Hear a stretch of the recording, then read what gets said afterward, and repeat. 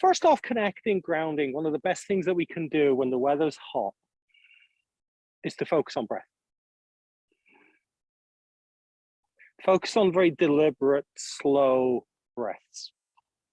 Overheating, overexertion has a tendency to increase the heart rate, which in turn has a tendency to make us actually decrease breath because of that anxiety response to an increased heart rate. So actually focus on drawing air into your body and focus on it being a feeling of being a cooling breath, even if it doesn't feel that cool. Even if it's like 24 where you are, then the air is going to be about 12 degrees cooler than your internal body temperature. So it is cooling. Focus, visualize on that exhale of warmth going out of the body. Now, if you're somebody that really likes warmth, then you can keep it in. If you're somebody that wants to dissipate warmth, imagine that it's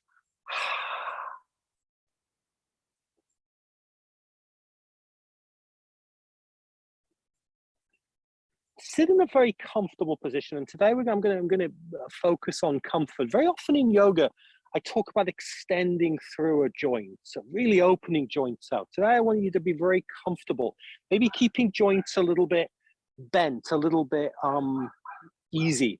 So we're not overexerting, not feeling like we're getting into anything that is too much hard work. And as you breathe in, feel for almost drawing in a pool of air that you're sitting in. And as you breathe out, imagine that that warm air is being carried away.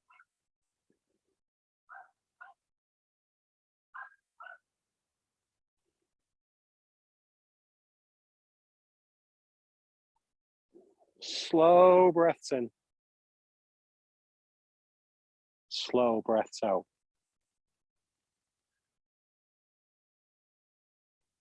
Always the key to coming back to the body, to coming back to ourselves.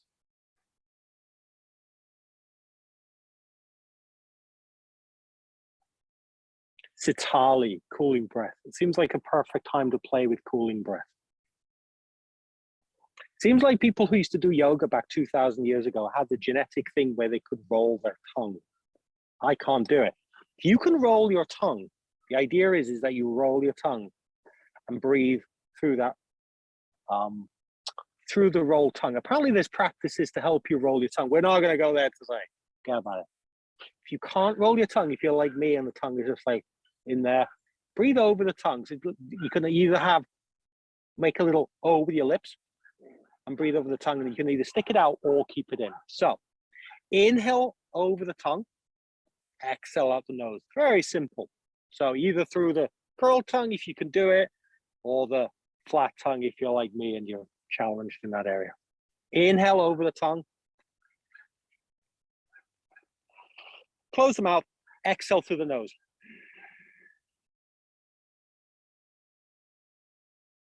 Wet the tongue, inhale over the tongue. Close the tongue, close the mouth, exhale through the nose. Let's do a few of these.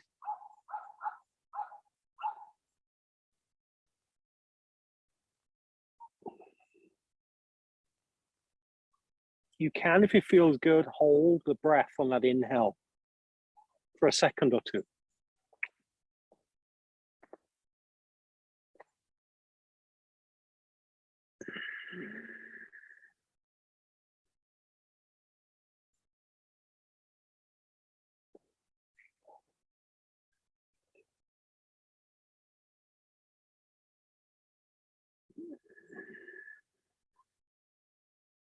Maybe making the spine just a little bit longer, connecting through the sit bones a little bit more. Again, today, keep it easy.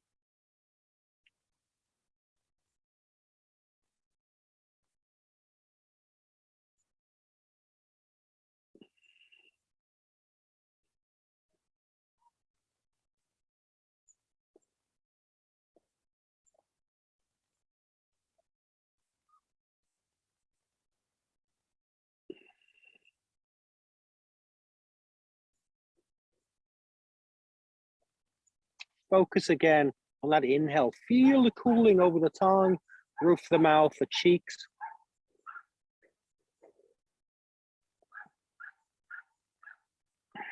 And then on that exhale, imagine the warmth of the air that's coming out. It's dissipating away.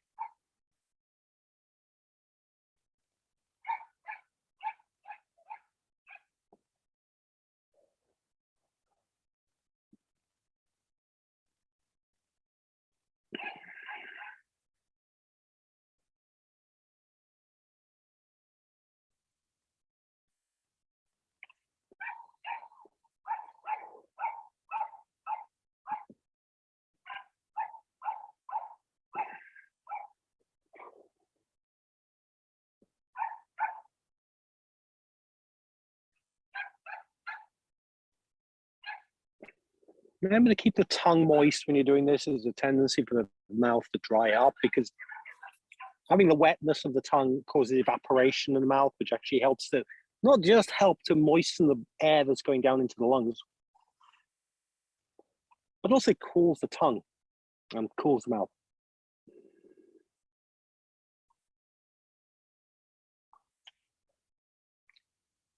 Do one last one, and then slowly come to your regular breath. Notice if there's any differences. Do you feel cooler? Do you feel more like think colors are brighter or maybe colors are duller? Do you feel more in your body? Less in your body?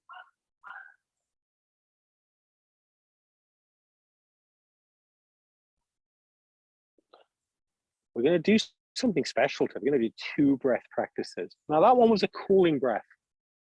This next one is going to be alternate nostril breathing. It's going to focus on, it's a way to help relieve some of that congestion that we build up at this time of year, especially if you're somebody that is a little bit sensitive to pollen. And I'll explain how this works a little bit. Alternate nostril breath. I'm not going to mirror this one because otherwise it's going to turn into a mess. Find your left hand. And then what you do is you either bend these 2 fingers down. So you got your thumb and your ring finger and little finger here. Or if that just feels like that's going to give you a cramp doing that, you can do this too. And basically, you're going to start off using the thumb to block the nostril with. So you're going to use your left hand, thumb on the left side of the nostril. Inhale through the right. Pinch the nose. I make a funny noise when I'm doing this. Hold the breath. And then exhale through the thumb side, keeping the other side blocked. Then cover it with the thumb. Inhale through the right hand side. Hold the breath. For a count of 4, exhale through thumb side. And repeat. Thumb goes over the nose. Inhale through the right side. Hold the breath. 2, 3, 4. Exhale thumb side. And repeat. Maybe that 4 count. Maybe you want to increase that. Maybe you want to decrease that.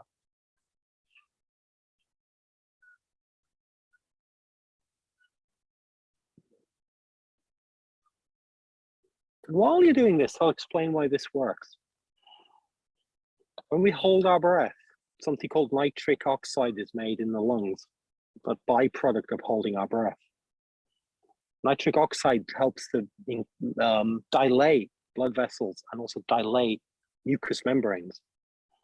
And so this actually helps to dilate the breath passages, tiny amounts, but it is one of those natural remedies for allergies.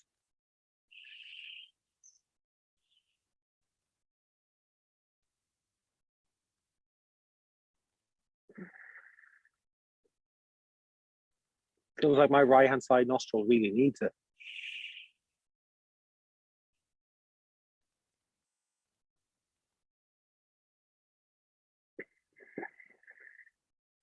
My left nostril, because it's the one I've been exhaling through, actually feels a lot clearer.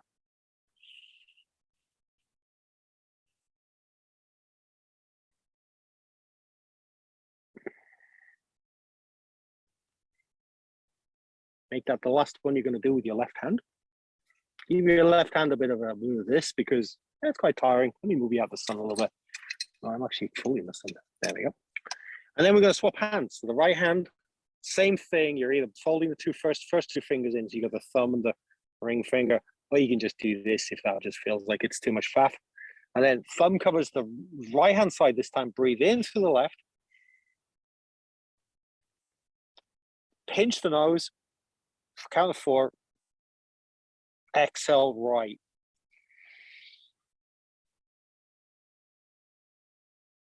Cover the right. Breathe into the left. Hold the breath. Exhale right. And this time, because you're pushing that nitric oxide through the right nostril, you should find the right nostril clears up a little bit more.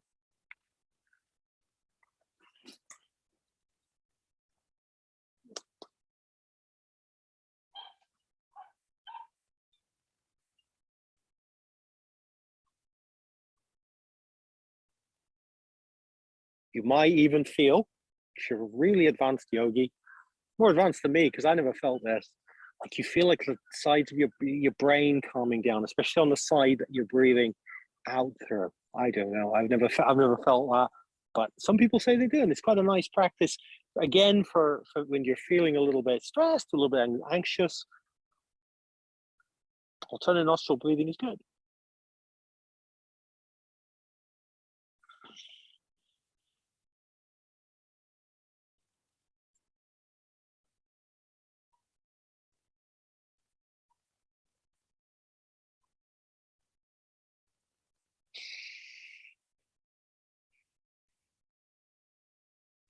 Make that the last one. Next one we're going to do wrist stretches. So again, left hand comes out. I'm going to demo this sort of, but like, you know what wrist stretches looks out. Let hand out. Big breath in, take hold of the little finger. Exhale, gently pull the finger back and stretching the hand. Focus more on a stretch of the hand rather than a pull back of the finger. Big breath in, ring finger this time. Exhale, feel for that stretching in the hand. This is really good for hot weather because hot weather dehydrates us. Once we dehydrate, we tend to clam up. When we're clammed up, we tend to get things like cramps and muscle soreness more. So definitely after next finger, definitely after this yoga practice, go away and have a glass of water. Maybe have a glass of water with you now. Finish off on the thumb on this side.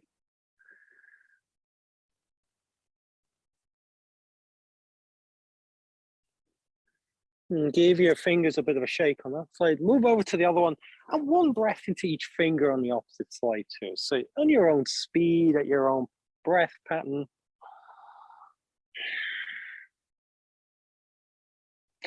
Focusing, again, as I said, less on pulling the fingers back and more on this idea of stretching the palm of the hand.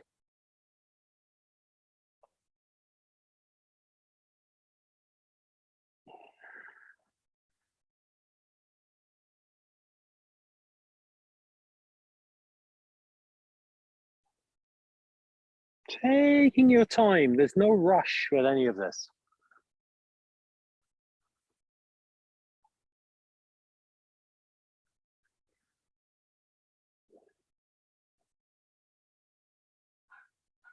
When you've done that, give your fingers a bit of a shake, then interlace your fingers. Then change the cross so that the opposite thumb is on top. And you're probably going to hate me for that because it feels a bit weird. And then we're going to do very slow wrist rotations. And I want you to try and take each wrist through as full a rotation as you can. So it's not just about speed or almost this idea of fluidity. It's about getting the wrists to go through as much of a rotation as each one can.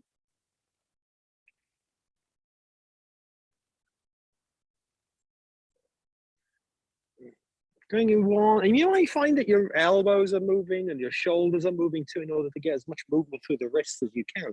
So it's not just like keeping the elbows locked in and doing this. It's about Maybe getting as much movement in there as you can. And then go the other way.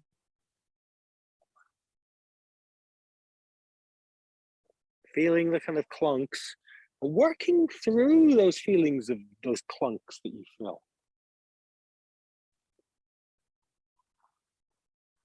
Then go back to kind of like the fingers being crossed in the way that feels normal. And again, now go through as big a range of rotation as possible in one direction.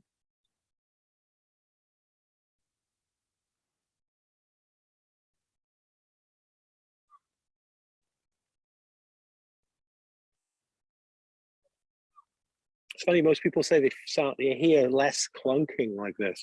And then go the other direction.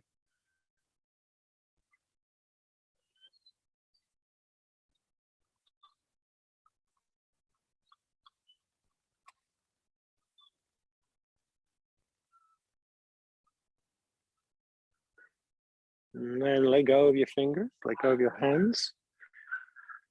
Oh, another part of wrist stretches here is actually opening out the shoulders here. So bring your hands to the side like this, like you're pushing two walls away. So you're turning your hands outwards as much as possible.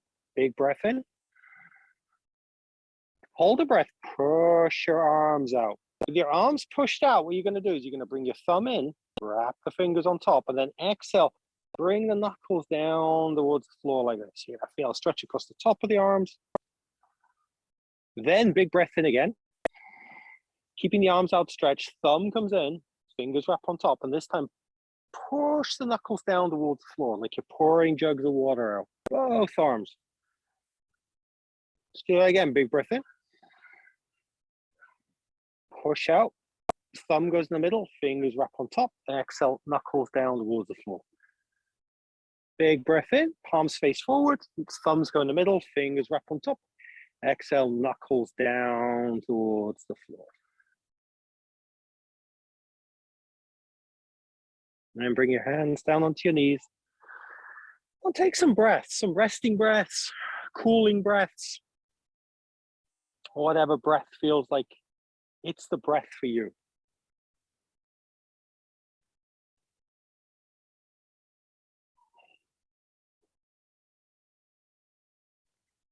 This is where we're going to move on to lying down on the floor.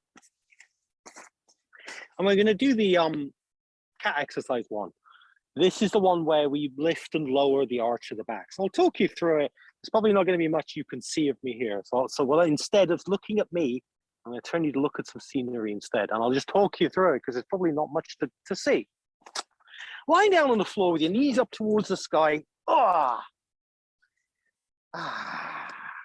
Relax the shoulders, relax the knees, relax the hips, relax the head, the jaw, all those different places. Like I said, this is cat exercise one. It focuses on that curve in the low back. On an inhale, I want you to lift that curve up off the mat, making it as big as feels comfortable. Sending your belly button up towards the sky. On an exhale, I want you to let the curve come back down to the mat. You're not flattening it down to the mat. You're not doing anything like that. You're just letting it come back down to a normal place. Inhale, lift the curve up. Exhale, the curve, come back down. Do a few more of these, really slowing the movement down. It can sometimes be nice to bring the hands onto the belly with this because you can feel that movement in the low back. Other people like to visualize what's going on here because this is can be quite a subtle movement.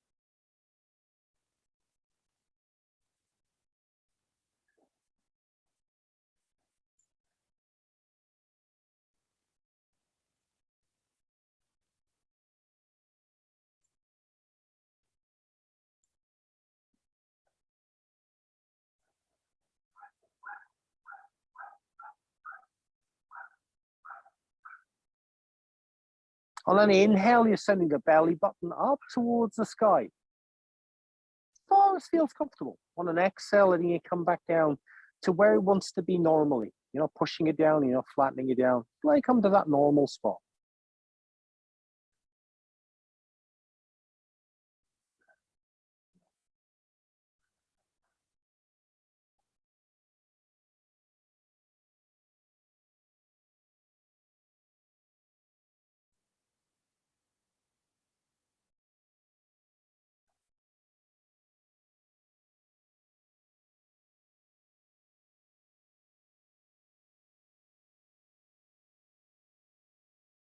Can you do this in a way that feels utterly, utterly effortless, apart from just those muscles that you're involving in this, so that your upper body is relaxed, your arms are relaxed, your hands are relaxed?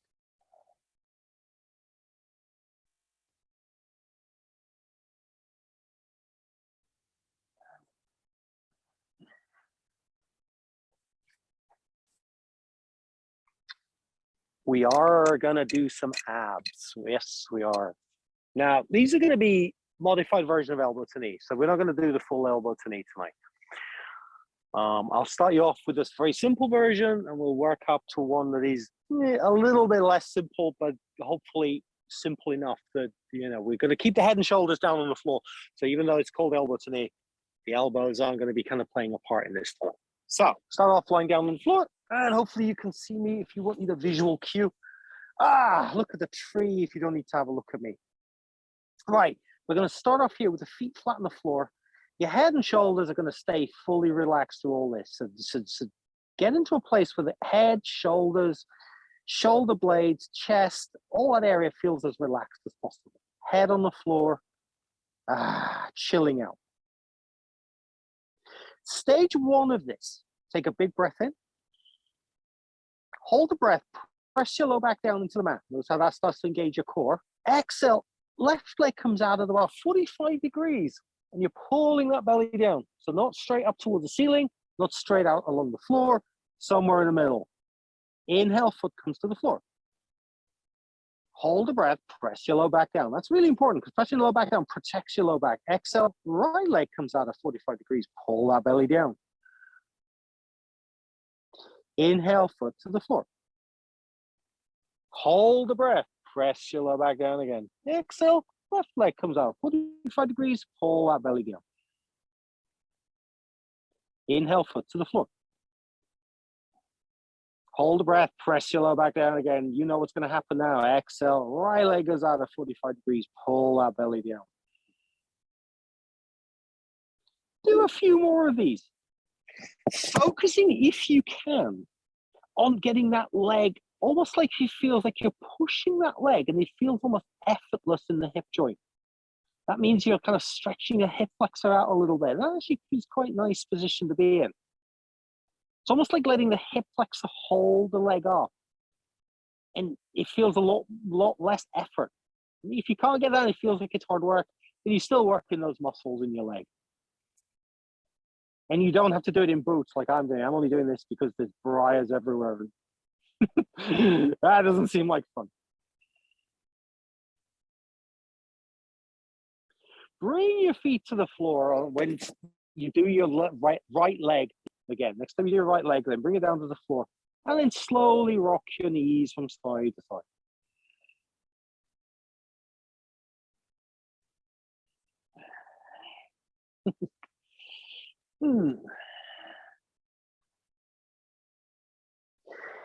Here's the cool thing. You can carry on doing that version if you want. You can speed it up a little bit if you want a bit more intensity. You can slow it down if you really want to focus on more strength building aspect of it, or maybe getting into your own body aspect of it.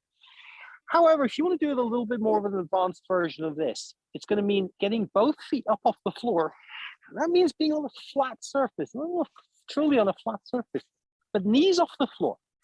Big breath in. Hold the breath, press your low back down. Exhale, left leg comes out 45 degrees. Pull that belly down. Inhale, leg to the starting point. Hold the breath, press your low back down. Exhale, right leg goes out at 45 degrees. Pull that belly down. Inhale, come back to the starting position. And what you're doing is that you're oscillating one leg to the other, keeping the feet up off the floor if you can. What I would say with this is at any point that you feel like you lose connection with your low back, bring your feet back down onto the floor, make you reestablish that connection with your low back, and then maybe lift the feet up again. Once you start to feel like connection with the low back's going, feet back on the floor. Do them at your own breath pattern, your own speed, whatever feels like it works for you. So the pattern is big breath in, hold the breath, pressing your low back down because that's really key here. Exhale. One leg straightens out 45 degrees, holding the belly down. And then you inhale, that leg comes back to the starting position. You hold the breath, press your lower back down. And on the next exhale, the other leg comes out 45 degrees and you pull that belly down. Inhale, back to starting position, and you rotate through that. And it's okay to bring your feet down every so often, take a breath every so often, to even kind of relax your low back every so often, because it can be quite a hard one for the low back, this one.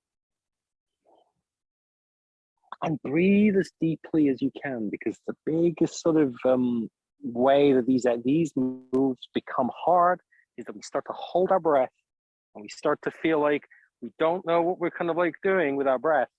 And then it becomes super, super, super hard.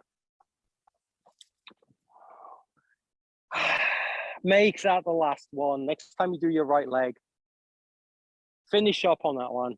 Then bring your feet to the floor and then rock your knees from side to side a little bit. Here's a trick. Can you rock your knees from side to side and still be taking full breaths in? That's a real trick.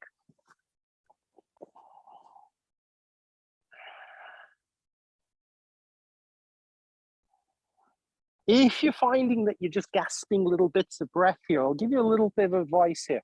Is to slow down the move, because what we're generally doing here is trying to make the breath fit the move. And so if we slow down the rocking of the knees, we can get a bigger breath in. Another option, if you feel like, well, it's as slow as I can do it, but my breath isn't kind of working here, is to focus on the breath being separate to the knees moving. So if anything, move away from focusing on the knees moving, let them do what they want, and focus on that deep breath. And you might find out that your knees and your breath are in a weird pattern. Doesn't matter.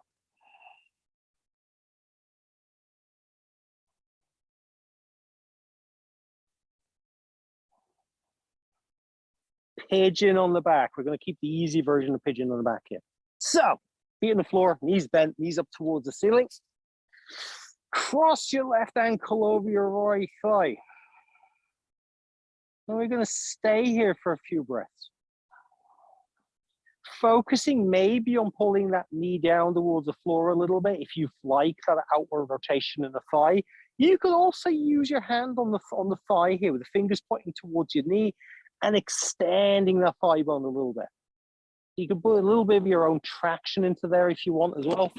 Or you can be in this position here, focus on sending breath into the hip and letting gravity do what it needs to do here in order to loosen the hip out.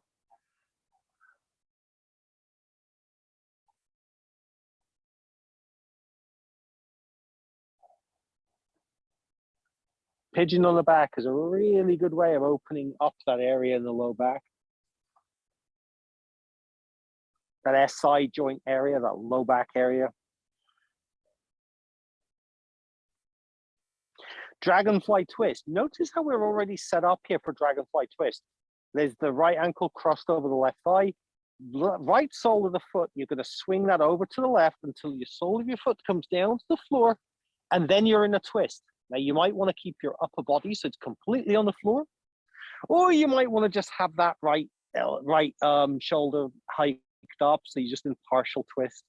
You can have your arms wherever feels good. One thing I like to do is to bring both hands onto the right-hand side of the ribs. Take big breaths into that right-hand side of the ribs. And you can do cooling breaths here if you want. If you feel like, oh, I'm getting a bit hot, getting a bit sweaty here. It's still maybe the sun's baking you somewhere. You're doing cooling breaths.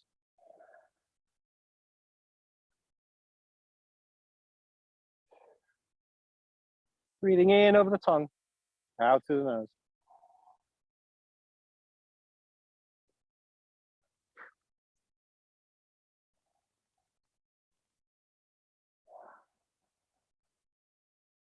To come out of this, unhook your ankle from over your knee, come back to the middle, then hook the next other ankle over the thigh. Now we're going to stay in this pigeon on the back for a few breaths.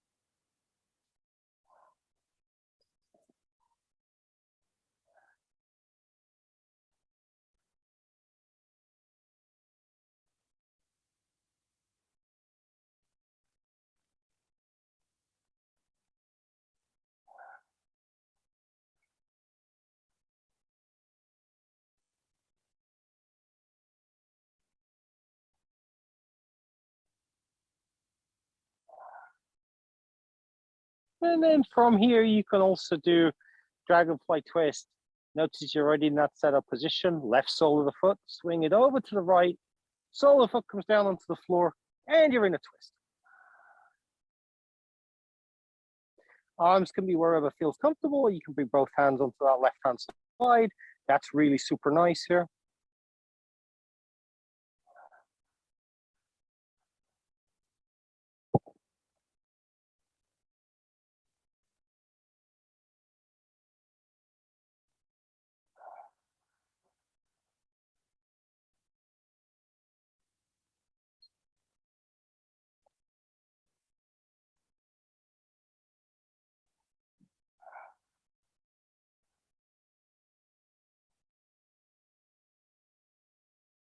Unhook that ankle from over the thigh, bring the legs to the middle.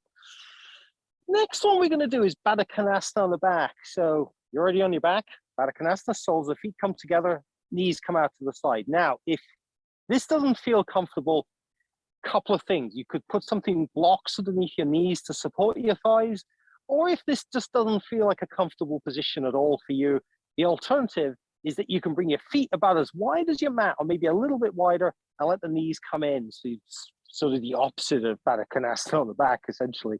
But it's either Baddha Konasana on the back, soles of the feet together, knees out to the side, you props or not props, or bring your feet about mat width, or maybe a little bit further than mat width apart, and let the knees come in on one another. You get to choose here.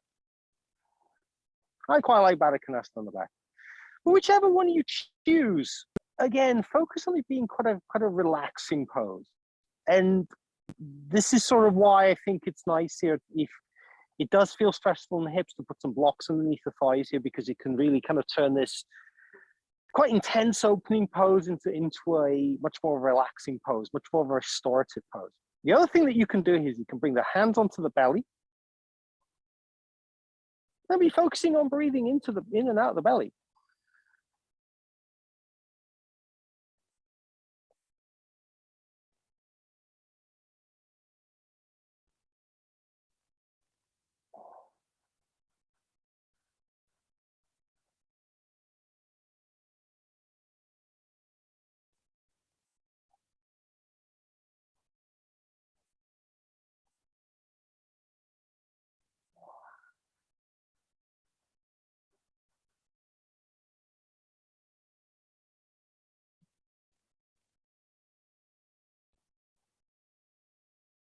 Again, you could use cooling breaths if you like cooling breaths.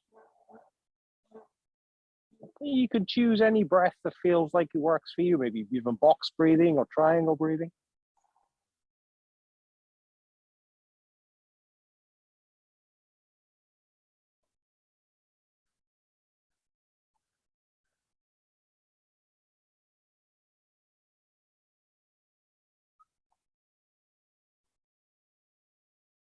If you're in Baddha Konasana on the back, I want you to start to kind of think about coming out of this. And one of the ways of coming out of this is to use your hands to very gently lift the knees up. It's almost just like getting the legs started from that position. If you've got your knees together already, then you're already in that upright position, and you can roll onto your side, onto your favorite side, and then slowly come up to a seated position.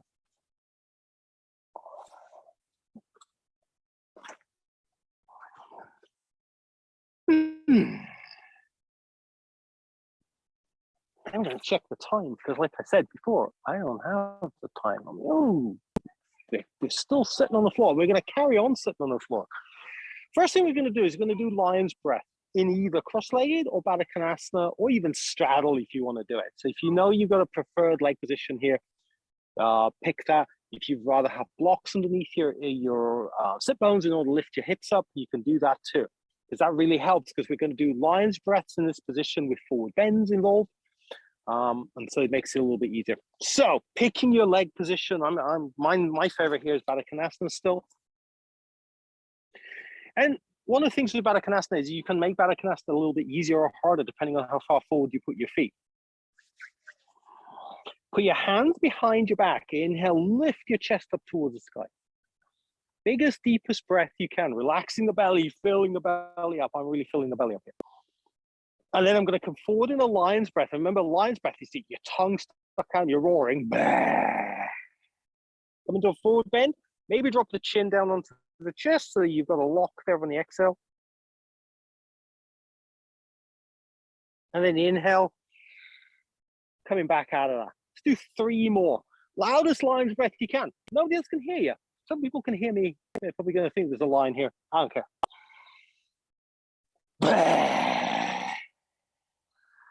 Chin on the chest helps with that, keeping on that exhale. Relax the shoulders, relax the chest. Relax the back of the neck. Inhale, up you come. 2 more.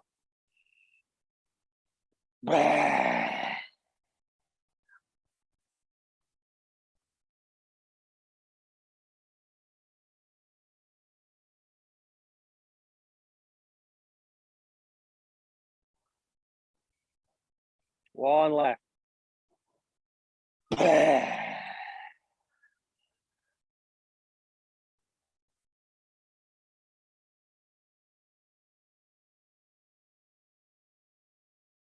Inhale, come up out of that. Close the legs together. Give your legs a little bit of a shake. Come out of here slower. Kind of slower. Come on. Go on, you're not doing yogas. Go on, you go over there. There you go. Right, we're going to do pigeon. An easy version of pigeon, not the full version of pigeon. So here's what you're going to do. You're going to bring your knees up onto the floor.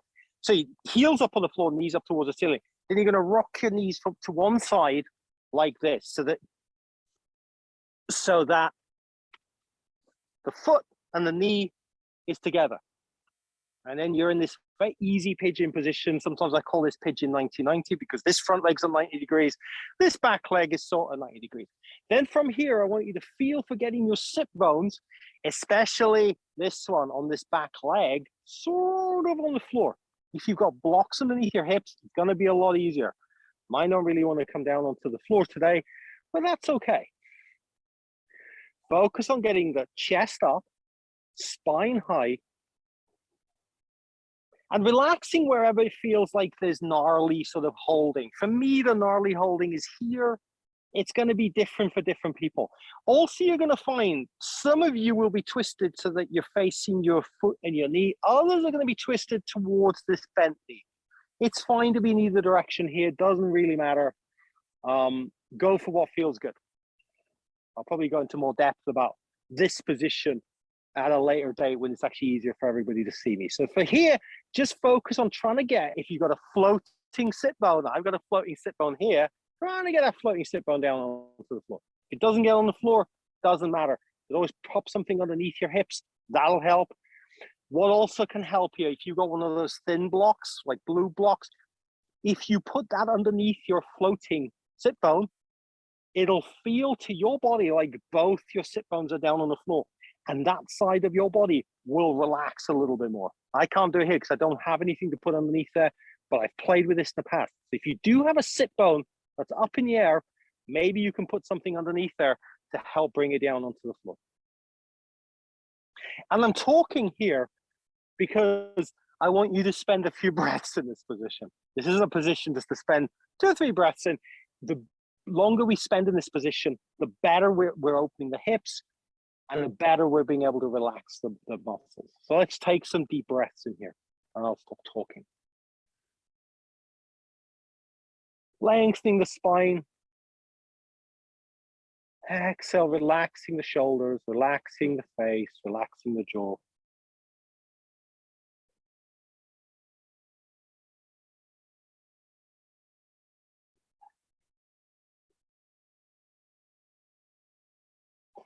Now we're going to come out of this, rock the knees up to the middle, and then rock them over onto the other side. Same thing here. You might find that your chest is towards your feet. You might find that your chest is towards this bent leg at the front. That's fine again. You might find that there's different gnarly stuff happening in your hips. You might find that this floating sit bone, you know, that you've got a different floating sit bone. It feels very different. For me, this side feels a lot harder than the other side, but that's okay. We're going to spend a few breaths in here.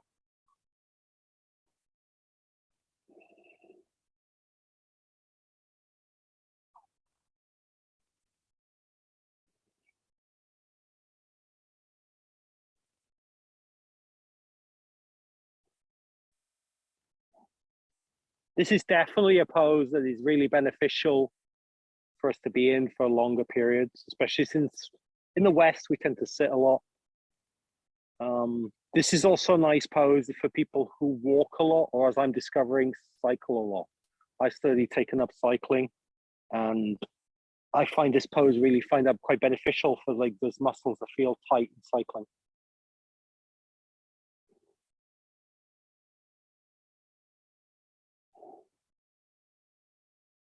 Two more breaths here.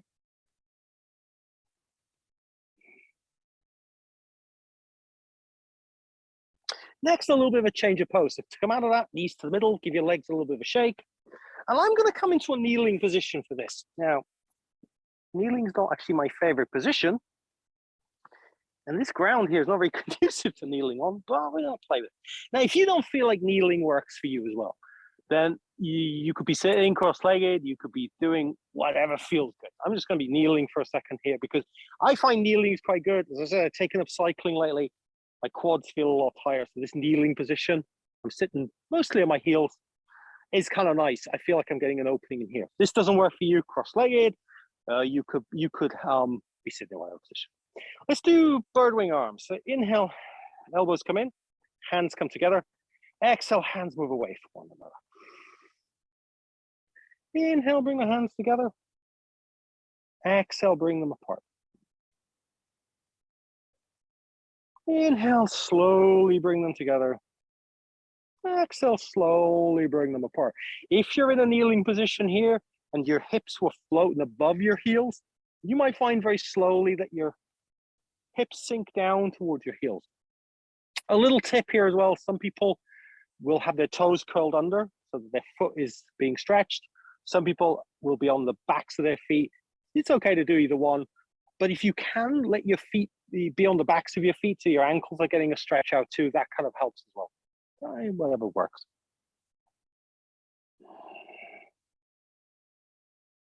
Just gonna check the time because, like I said, I don't have a clue what the time is.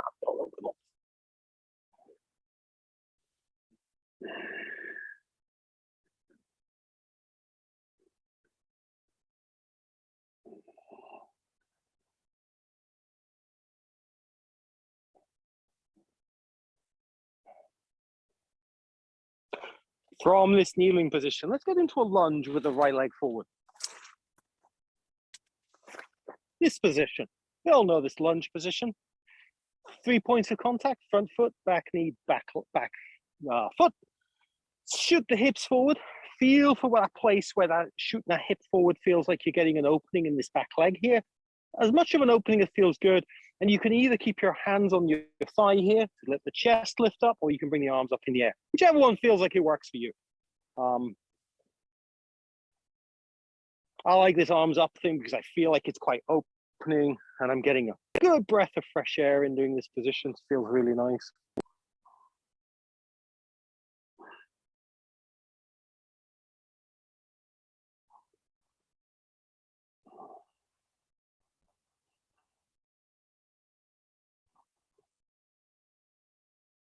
Breathing easy. And again, if you want like that cooling breath, you could come back to this. The Tatali breath works great in all positions. It doesn't have to be just a pranayama that you're doing in one part of the class.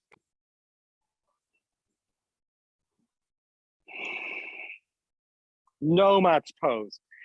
Reason I add this, so to come out, you come out of this, straighten this front leg so that you're on the heel of the leg. Now, hypermobile people, I want you to focus on pressing with that heel, pulling that heel towards you, and switching on these muscles at the back of your thigh here.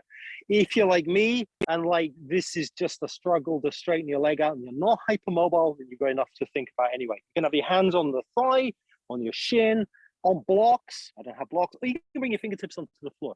But basically, if you're hypermobile, I want you to work on switching these muscles at the back of your leg on by driving your heel down into the floor.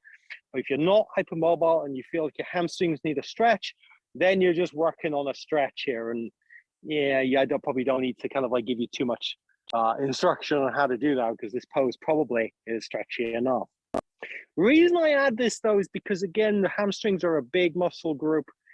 And hot weather, we tend to get quite dehydrated and those muscles contract. We're going to give them a little bit of length now, but definitely when you're done here, have a glass of water, have a glass of kind of like something hydrating, and then you can come, you know, those muscles will surely benefit out of it. Come out of this, bend that front knee, come back into this lunge position. We're going to come into a slightly deeper lunge. But this, we're going to start off with the hands on the thighs again. Shoot the hips forward. Press into the thighs, so you're lifting the front of the chest up. And again, you can lift the arms up in the air. Getting a little bit more stress on this hip flexor here. And we're also extending this muscle here, the front of the thigh, or group of muscles, the quad muscles, the front of this thigh here. Again, you're going to benefit from that because it's hot weather. A gentle stretch, nothing too intense. Child's pose, or child's pose, or you can come into tabletop if that feels better.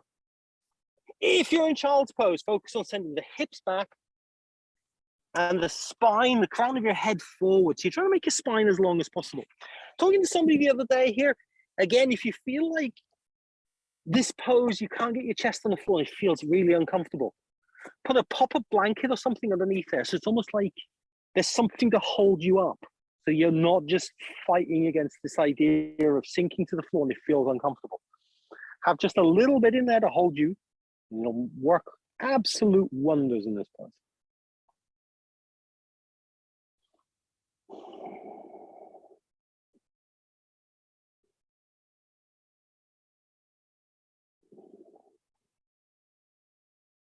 Slowly come up out of child's pose. We're going to do all that on the other side. So remember what the first one was? It was an easy lunge. So this time, left leg comes forward. 3 points of contact, front foot, back knee, back foot. Get yourself nice and solid here. Hands can be on here, or you can bring them up into the air, whatever one feels best. Focus on a gentle stretch in the hip flexor, the front of this bent leg here, the right leg. But otherwise, keep it quite simple. Tatali breath if you want to cool, or your regular yoga breath otherwise.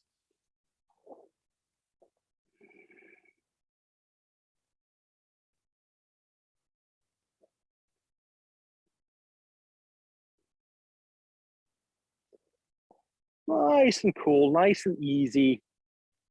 Nothing too effortful. He says, as we're going to move into nomad's pose, which for a lot of people is quite a lot of effort. Straightening that left leg, heel down on the floor.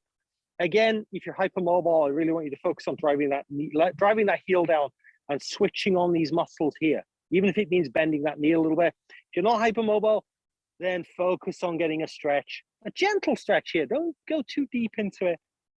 Maybe hands on the thigh, hands on the shin, hands on the floor, hands on blocks, whatever feels good.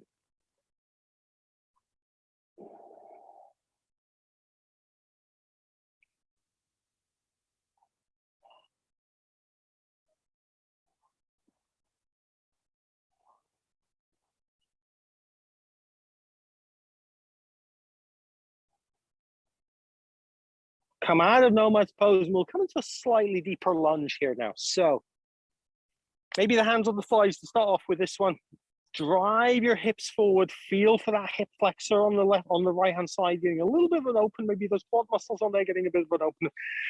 And lifting the chest up, maybe having the arms up, or maybe keeping that hand on that thigh to drive that chest up so you're getting the full benefit of this.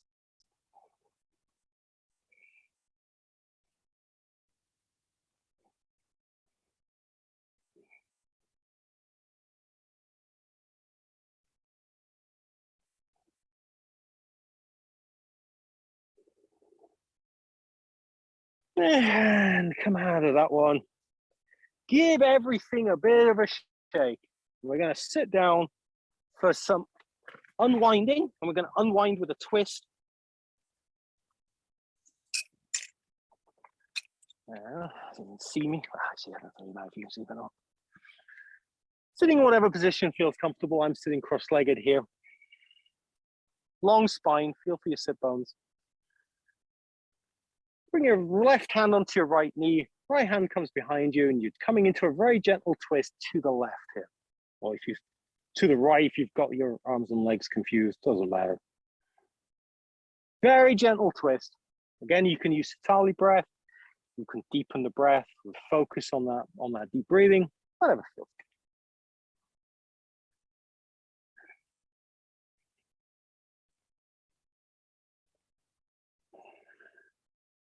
Come back to the middle. Long breath in. Even longer breath out. The other direction. Right hand on left knee. Left hand goes behind, turning to the left this time, or the opposite direction if you are left-right challenged like I am a lot of the time.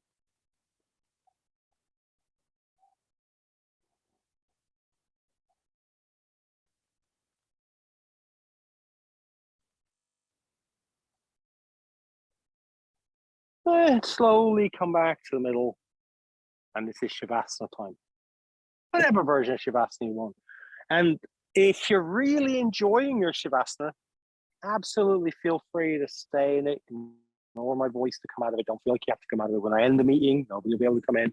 You can relax for as long as feels good. So find a nice comfy position. Maybe a blanket, maybe something underneath your head. Lavender filled eye bags. I still need those. And get into a place that feels comfortable. Maybe that's sitting up, maybe lying down. All I'm going to do here is I'm going to turn the camera around and just let you see, well, the nice view that I've been seeing for most of this evening. There we go. Shavasana.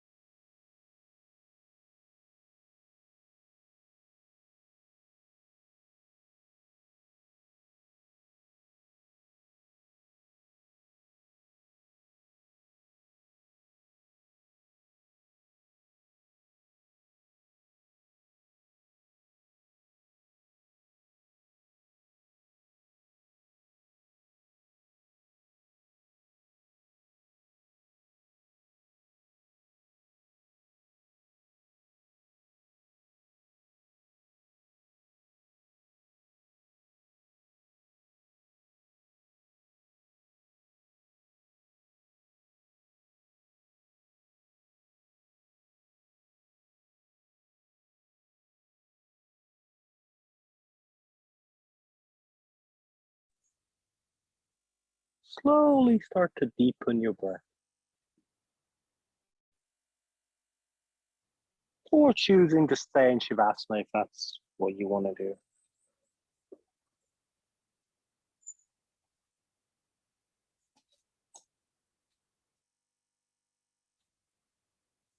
Feeling for that breath going through the body, nourishing the body, cooling the body down, and giving you the kind of energy and vitality to get on with whatever's in the rest of your day, the rest of your week. And then if you do want to get up, slowly rolling onto your favorite side. And from there, slowly kind of moving to that position where you're going to get up if you want to.